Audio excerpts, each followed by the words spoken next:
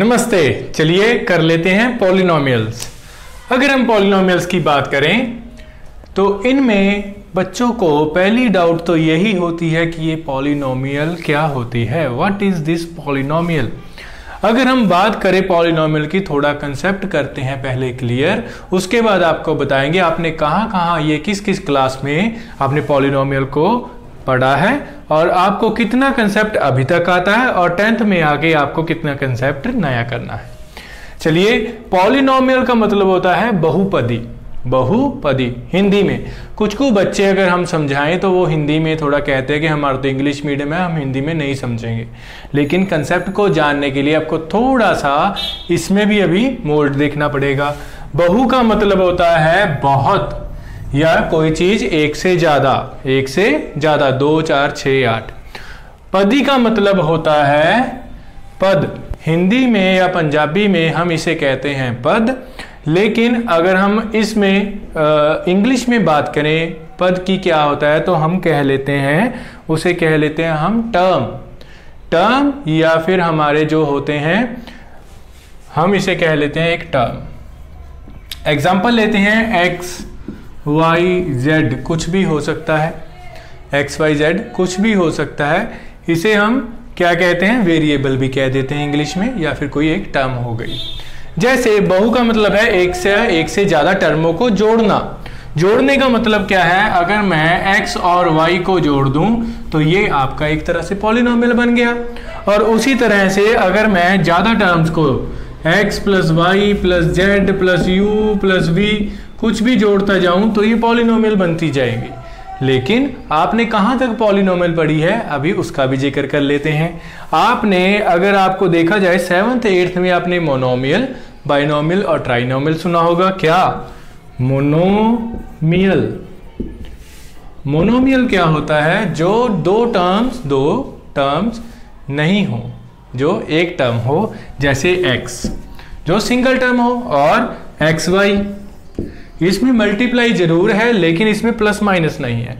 और यहां पर एक और कंसेप्ट हमें जोड़ना चाहिए साथ में, वो दो टर्म्स हम इस इक्वेशन को पॉलिनोमियल क्यों कहेंगे, क्योंकि ये टर्म प्लस या माइनस, यहां पर प्लस है, प्लस या माइनस से जुड़ी हुई है। वो टर्म्स जो प्लस या माइनस से जुड़ी हों, जैसे यहां पर प्लस है, मान लीजिए यहां पर मैं माइनस डाल देता हूं, वो टर्म्स जो प्लस या माइनस से जुड़ी हों उन्हें हम कह देते हैं पॉलिनोमियल। और पॉलिनोमियल में भी हमारे मोनोमियल, बाइनोमियल और ट्राइनोमियल, ये आपने 7th 8th और इससे पहले वाली क्लासेस में भी कई बच्चों ने पढ़े हो सकते हैं, अलग अलग बोर्ड के हिसाब से। तो ये बाइनोमियल है। बाइनोमियल का मतलब क्या होता है, जब दो जुड़ जाती हैं, कोई दो टर्म्स। इसमें कैसे हो सकता है, X Y plus Y Z भी हो सकता है। लेकिन आप कहेंगे कहीं ये 4 टर्म्स तो नहीं होगी, नहीं, बिल्कुल नहीं, क्योंकि ये तो एक टर्म हो गई और ये दूसरी टर्म हो गई और इनको प्लस से हमने जोड़ दिया। तो हमने यही डेफिनेशन की, जो प्लस या माइनस किसी दो टर्म्स को जोड़े तो होती हैं, वो हमारी पॉलिनोमियल बन जाती है। और ये बाइनोमियल, ट्राइनोमियल में 3 टर्म्स जोड़ देते हैं, X plus Y plus Z कर लीजिए, U plus V plus X कर लीजिए, कुछ भी कर लीजिए, 3 टर्म्स उसमें। ये आपने कंसेप्ट 8th में क्लियर कर लिया था। लेकिन अभी 10th में हमें जो है इसका कौन सा कंसेप्ट आ रहा है ये भी हम देख लेते हैं। अगर हम देखें ये मोनोमियल, बाइनोमियल, ट्राइनोमियल तो था हमारा नंबर के हिसाब से, ये इसमें एक ही टर्म होती थी, इसमें 2 टर्म्स आ गई जुड़ी हुई तो ये बाइनोमियल, और इसमें 3 टर्म्स। अभी हम देखेंगे डिग्री के हिसाब से, किस चीज के हिसाब से, डिग्री के। तो हमें अभी चलती है लीनियर इक्वेशन। हमें लीनियर इक्वेशन क्या होती है, लाइन की इक्वेशन। किस चीज की, लाइन की। तो लाइन की इक्वेशन को हम कैसे लिख देते हैं, जैसे मैंने लिख दिया x plus Y equals to 0। तो इसमें हमारे 2 वेरिएबल जुड़ गए और हमें ये 0 आ गया। तो इस यहाँ पर आपको एक और चीज बताने की मैं कोशिश करूंगा कि ये जो है हमारे 2 वेरिएबल जरूर हैं, लेकिन आपको वेरिएबल और कांस्टेंट्स ये क्या होते हैं, और वेरिएबल और कांस्टेंट अभी आपको बताते हैं। चलिए समझ लेते हैं हमारा अगला कंसेप्ट। तो ये है 2y प्लस 3 मान लीजिए इसे लीनियर इक्वेशन को। तो मैं आपको बता रहा था कि आपके वेरिएबल और कांस्टेंट क्या होते हैं। तो इस इक्वेशन में अगर हम देखें तो ये y ये y है हमारा वेरिएबल। वेरिएबल क्यों है? क्योंकि y की हम पहले आपको पहली क्लासेस में पता है कि हम कोई भी वैल्यू डाल देते थे। जैसे हम चेक करते थे कि अगर ये 0 के इक्वल आ जाए तो हम इसकी वैल्यूज को वेरी करवाते रहते थे। मतलब y की वैल्यू जैसे 0 पुट कर ली, 1 कर ली, 2 कर ली, 3 कर ली, तो जिसकी वैल्यू बदलती रहे बदलती रहे बदलती रहे तो वो हमारा होता है वेरिएबल। तो यहां पर हमारा y है वेरिएबल, और जो ये 3 हो गया, ये 2 हो गया, इसकी वैल्यू आप इक्वेशन में नहीं बदल सकते। ये जो आपको एक बार मिल गया इक्वेशन में वो ही आप रखना पड़ेगा। जैसे आप 2 की बजाय यहाँ पर अगर आपको क्वेश्चन में 2 ही दिया हुआ हो तो आप ऐसा थोड़ी ना कि एग्जाम में उसको 3, 4, 5, 6 कुछ भी चेंज कर लोगे। जो ये नंबर होते हैं ये तो कांस्टेंट ही रहते हैं, क्योंकि ये यहाँ भी 2 ही रहेगा और आपके एग्जाम में भी आप कहीं भी चले जाएं पूरी दुनिया में 2 तो 2 ही रहता है, चाहे कोई भी भाषा हो, कोई भी देश हो। तो ये हमारे हो गए कांस्टेंट, जैसे 2 और 3 ये है इस जगह पे कांस्टेंट्स। तो हमारा वेरिएबल और कांस्टेंट्स का हमारा कंसेप्ट क्लियर हो गया। और यहाँ पर हम लीनियर इक्वेशन में ये कह सकते हैं ये इक्वेशन हमारी लाइन बनाने के लिए उपयोग होती है, लाइन बनाने के लिए ये यूज हो रही है।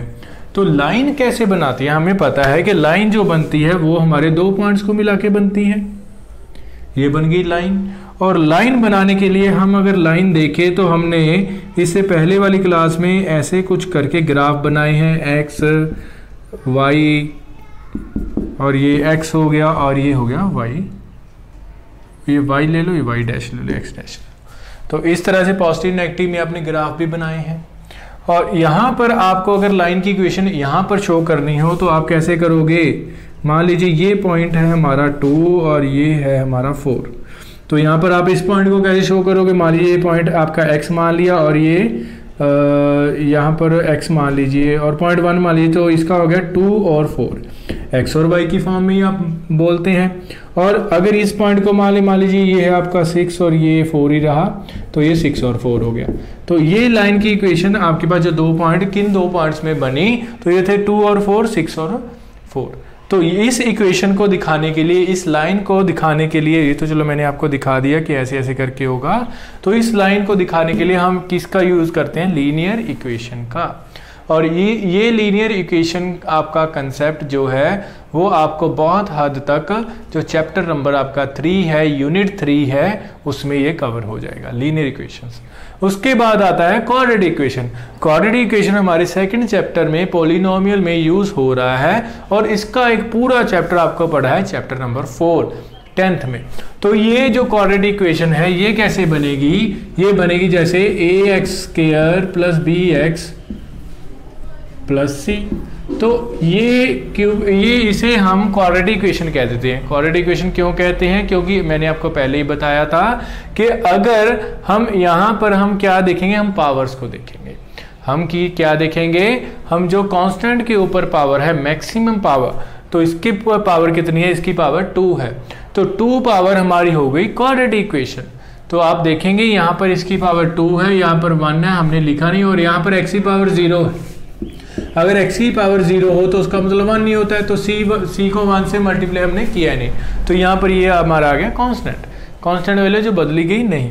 तो ये है हमारी क्वाड्रेटिक इक्वेशन। इसको आपने 8th 9th में पढ़ा हुआ है एक बार, तो यहाँ पर आपको फिर से ये एक बार सिखाई जाएगी। उसके बाद है क्यूबिक पॉलिनोमियल। ये हालांकि 10th के बोर्ड एग्जाम के सिलेबस का टॉपिक नहीं है, लेकिन फिर भी इससे क्वेश्चन पूछे जाते हैं। कि आपके स्कूल में पूछे जा सकते हैं, प्री बोर्ड तक पूछे जा सकते हैं, लेकिन बोर्ड एग्जाम ने अभी, आप अगर मैथ भी देखेंगे उसमें ये लिखा हुआ है कि क्यूबिक पॉलिनोमियल 10th के सिलेबस में नहीं है, लेकिन फिर भी क्वेश्चन स्कूल के लेवल पे पूछे जाते हैं इससे। तो ये भी आपको बताना जरूरी है। क्यूबिक पॉलिनोमियल क्या होता है? ax³, बस इसकी पावर क्यूब से शुरू होती है और कम होती जाती है, bx² हो जाती है, cx1 तो लिखने की जरूरत नहीं है, और ये d। तो ये इस तरह से कुछ इक्वेशन होती है जो है क्यूबिक पॉलिनोमियल। और अब हम यहाँ पर करेंगे क्वाड्रेटिक पॉलिनोमियल या क्वाड्रेटिक इक्वेशन, जो आपकी ये बनती है, जो इसकी पावर होती है 2 और bx + c। आपको दोनों इस चैप्टर में सिखाई जाएंगी, आपको रूट्स निकालना और कैसे इसको चेक करना है, हमारे पास कैसे क्वेश्चंस आते हैं। चलिए अब हम ले लेते हैं अपने क्वेश्चंस, करते हैं अपना 2.1 एक्सरसाइज। इसमें आप देखें, अगर तो आपको दिया क्या हुआ है, find the number of zeros. आप अपनी बुक में भी देख सकते हैं, आपको जीरोस फाइंड करने के लिए दिया हुआ है। पहले ये तो जान ले कि ये जीरोस होती क्या है, बाद में फाइंड करेंगे ना। तो आपने मान लीजिए एक इक्वेशन आपने ले ली 2x² - 8x + 6, ये है आपकी क्वाड्रेटिक इक्वेशन जो सिंपली चलती है। और इसी क्वाड्रेटिक इक्वेशन के अगर आप रूट्स फाइंड करें, बच्चों ने 8th में किया हुआ है ये कंसेप्ट रूट्स फाइंड करने का, जिसे हम कहते हैं splitting the middle term. Middle term को स्प्लिट करना। तो आपको यहाँ पर एक बार समझा देते हैं कैसे रूट्स फाइंड करते हैं। जैसे ये है, ये आ गया 6 × 2 = 12, और 12 का हमारे पास प्लस माइनस करके 12 का कुछ आना चाहिए। तो ये 12 को रूट हमने लिया 2, और ये 6, ये 2 3 3 1, तो ये 2 × 2 = 4 होगा, 4 और 3 आ गया, -4 ले लेते हैं क्योंकि ये माइनस का है, और ये +3 ले लेते हैं। प्लस माइनस हो गया, नहीं ये तो 8 आ जाएगा, हमें 8 चाहिए यहाँ पर, और ये 4 3 = 12, और ये 6 3 2 = 6 हो जाएगा। 4 और 3 से तो हमारा 8 नहीं बनेगा, तो 3 2 से हम 6 कर लेते हैं, 6 और 2 आ गया, और ये माइनस, ये भी माइनस, और ये भी माइनस, -6 और -2 आ जाएगा। 2x² - 6 लिखेंगे, मिडिल टर्म को स्प्लिट कर रहे हैं, और यहाँ पर आ जाएगा आपका कॉमन x और एक 2, तो यहाँ पर कॉमन आएगा तो x माइनस ये आ जाएगा 3 2 = 6, माइनस ये आ गया आपका 2, और ये x -3 आ जाएगा यहाँ पर। और देखा जाए तो 2x - 2 आ गया एक, और दूसरा आ गया x - 3, ऐसे ही करते हैं ना। तो इसे हम ले लेते हैं साथ में, ये आपको 2.2 में समझाएंगे हम। तो ये आ गया आपका अच्छे से।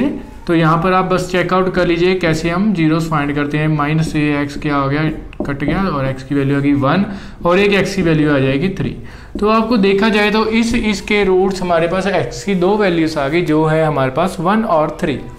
तो हमारे पास अगर देखा जाए, अगर जो कंसेप्ट है वो बताता है कि अगर हम क्वाड्रेटिक पॉलिनोमियल जिसकी पावर 2 हो, कि क्वाड्रेटिक पॉलिनोमियल की पावर 2 ही होती है, उसके हमेशा 2 ही रूट्स हमारे पास आते हैं, कभी भी 2 रूट से ज़्यादा रूट्स इसमें नहीं आएंगे। और क्यूबिक पॉलिनोमियल जो होती है उसके 3 रूट्स आते हैं, क्योंकि उसकी पावर 3 होती है और उसके 3 ही रूट्स आते हैं, उससे ज़्यादा रूट्स उसके नहीं आ सकते। उसी तरह से जो क्वाड्रेटिक इक्वेशन होती है उसके 2 रूट्स आते हैं, जो अब मैंने आपको करके दिखा दिया कि 2 रूट्स आते हैं। और अगर हम इन क्वेश्चन पे आए, जो 2 रूट्स हैं ये, इनको ही हम जीरोस कहते हैं। जो ये 2 रूट आए हैं, कौन से 2 रूट, ये x की वैल्यू एक 1 है, ये एक 3 है, ये उस क्वाड्रेटिक इक्वेशन से, उनको ही हम जीरोस कहते हैं।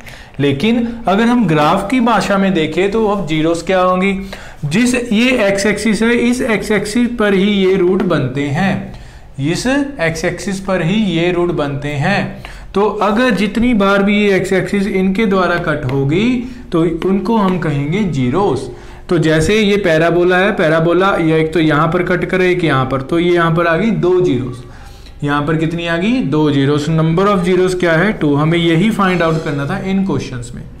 लेकिन जो कंसेप्ट की बात है वो हम समझा रहे हैं, समझाने की कोशिश कर रहे हैं। अगर आप देखें तो एक पैराबोला मैक्सिमम 2 टाइम्स भी कट कर सकता है। मान लीजिए मैंने पैराबोला ऐसे बना लिया, मान लीजिए मैंने ऐसे बना लिया, मान लीजिए मैंने ऐसे बना लिया, मैक्सिमम 2 टाइम्स ही कट कर सकता है एक पैराबोला किसी भी लाइन को, एक्स एक्सिस को 2 टाइम्स ही कट कर सकता है। इसलिए मैक्सिमम रूट्स जो आएंगे वो 2 ही आएंगे, 2 से ज़्यादा नहीं आएंगे। अगर हमारे कुछ केसेस में यहाँ पर, जैसे यहाँ पर एक बार कट हुआ 2 3 4, तो यहाँ पर आप देखेंगे तो 2 से ज़्यादा पैराबोला है, मतलब एक या एक से ज़्यादा पैराबोला है, तो वो 2 या 3 बार कट कर सकते हैं, उसमें कोई दिक्कत नहीं है। अगर ये 3 बार कट करेगा, जैसे किसी क्वेश्चन में 3 बार यहाँ पर कट हो रहा है, 1 2 3, n कितना आ गया 3, अगर 3 बार कट हो रहा है तो उसका मतलब क्या है कि ये क्यूबिक पॉलिनोमियल होगी, और ये पावर 4 की पॉलिनोमियल हो सकती है अगर होना चाहे तो। लेकिन ये हमारा क्वेश्चन नहीं है, हमें सिंपली पूछा है कि नंबर ऑफ जीरोस बताइए, हम बता देंगे। इसमें जीरो कोई नहीं है क्योंकि एक्स एक्सिस तो कट ही नहीं हो रही कहीं पर। n कितना है 0, और यहाँ पर n कितना है, ये आ गया 1, और यहाँ पर 3 हमने लिख दिया, और यहाँ पर 1 2 3, यहाँ पर n की वैल्यू आ गई 3।